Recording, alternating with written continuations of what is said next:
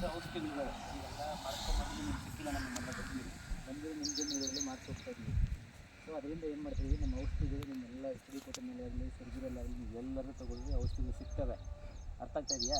ಈ ಔಷಧಿಗಳನ್ನ ನಾವು ಇವಾಗ ನಿಮ್ಮದು ಈಗ ಬೇಕಾದಂಥ ಔಷಧಿಗಳನ್ನ ಬರ್ಕೊಟ್ಟು ಹೋಗ್ತೀವಿ. ಅದನ್ನು ನೀವು ತೊಗೊಂಡು ಒಂದ್ಸಲ ಸ್ಪ್ರೇ ಮಾಡಿ ನೋಡಿರಿ, ಔಷಧಿಗಳು ಕೊಟ್ಟಿರ್ತೀವಿ. ಆಮೇಲೆ ನೀವೇ ಹೋದಾಗ ಏನು ಮಾಡ್ತಾರೆ ಅಂದರೆ ಅವರು ಇಷ್ಟ ಬಂದು ಬರ್ಕೊಡ್ತಾರೆ. ಈಗ ಡಾಕ್ಟರ್ ಹೋದರೆ ಒಂದು ಕೆಮ್ಮಿಗೆ, ಒಂದು ನೆಗಡಿಗೆ, ಒಂದು ಜ್ವರಕ್ಕೆ ಒಂದು ಬರ್ಕೊಡ್ತಾರೆ, ಒಂದು 10 ಬರ್ಕೊಡ್ತಾರೆ. ಈ ಡೀಲರ್ಗಳು ಹಂಗೆ ಮಾಡ್ತಾರೆ. ಈಗ ನಾವು ಬಂದಾಗ ಏನು ಮಾಡ್ತೀವಿ ಅಂದರೆ ಏನು ರೋಗಗಳಿದೆ ಅದಕ್ಕೆ ನೋಡಿ ಕಂಟ್ರಿ ಎಲ್ಲಿ ಎಷ್ಟು ಯಾವ ಸೂಟ್ ಆಗುತ್ತೆ ಅನ್ನೋದನ್ನು ಔಷಧಿಗಳನ್ನ ಬರ್ಕೊಡ್ತೀವಿ. ದಯವಿಟ್ಟು ಇದು ಎಲ್ಲರೂ ನೀವು ಸ್ವಲ್ಪ ಅದನ್ನು ಉಪಯೋಗಿಸ್ಕೊಳ್ರಿ.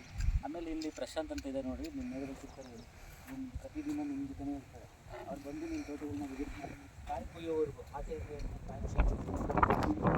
ಎಲ್ಲ ಪದಾರ್ಥ ಮಳೆ ಆಸರೆ ನೀರಾವರಿಗೂ ಆಗಿರ್ಬೋದು ಎಲ್ಲ ಬರ್ಕೊಡ್ತಾರೆ.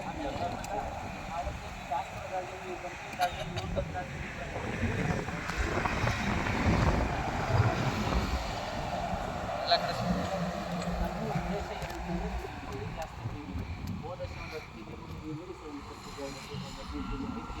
ಕಡೆ ಆ ಉದ್ದೇಶ ಇನ್ನೊಂದು ಮಣ್ಣು ಚೆನ್ನಾಗಿರ್ಬೇಕು. ಮಣ್ಣಲ್ಲಿ ಬರುವಂಥ ರೋಗ ಇರ್ಬೋದು, ಮಣ್ಣಿನ ಫಲವತ್ತತೆ ಜಾಸ್ತಿ ಇರ್ಬೋದು, ಅದೆಲ್ಲನೂ ಇಂಪ್ರೂವ್ ಮಾಡಬೇಕಾಗಿ ಆ ಉದ್ದೇಶ ಅಲ್ಲ. ಮಣ್ಣು ಚೆನ್ನಾಗಿರಬೇಕು, ಬೆಳವಣಿಗೆ ಚೆನ್ನಾಗಿರಬೇಕು, ಮತ್ತು ಇಳುವರಿನೂ ಜಾಸ್ತಿ ಆಗಿರಬೇಕು. ಅದೇ ರೀತಿ ನಾವು ಉಪಯೋಗಿಸ್ತಂಥವ್ರು, ಬಳಸ್ಕೊಂಡವರು, ತಿಂದವರು ಅವ್ರಿಗೆಲ್ಲೂ ಹೆಚ್ಚು ಕಡಿಮೆ ಆಗ್ಬೋದು ಅನ್ನೋದು ನಮ್ಮ ಕಂಪ್ನಿ ಬಂದು CMP ಅಗ್ರೋಟೆಕ್ ಅಂತ ಅಂದ್ಬಿಟ್ಟು ಏನೋ ಇದ್ದರೆ ನಾವು ಬರ್ಕೊಡ್ತೀವಿ. ಆ ಔಷಧಿ ತಂದು ಹೊಡೆದ್ಬಿಟ್ಟು ನಮ್ಗೆ ಅವ್ನು ಮಾತಾಡಿ ಕಾರ್ಡ್ ಕೊಡಿ ಸೈಜ್ ಕೊಡ್ತೀವಿ. ನಿಮ್ಮ ಹೆಸರು ಅಣ್ಣ? ನಿಮ್ಮ ಹೆಸರು ಅಣ್ಣ? ನಿಮ್ಮ ಹೆಸರು ಇದು ಯಾವ ಊರು? ಚಿತ್ರಕೋಟೆ ತಾಲೂಕು ಪಂಚಾಯತಿ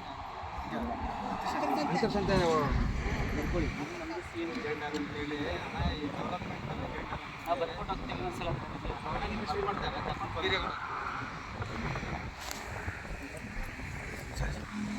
ಇನ್ನೊಂದು 2 ತಂದು ಕೊಡಪ್ಪ ಇವ್ರಿಗೊಂದು. ನಿಮ್ದು ಆತೋಟನ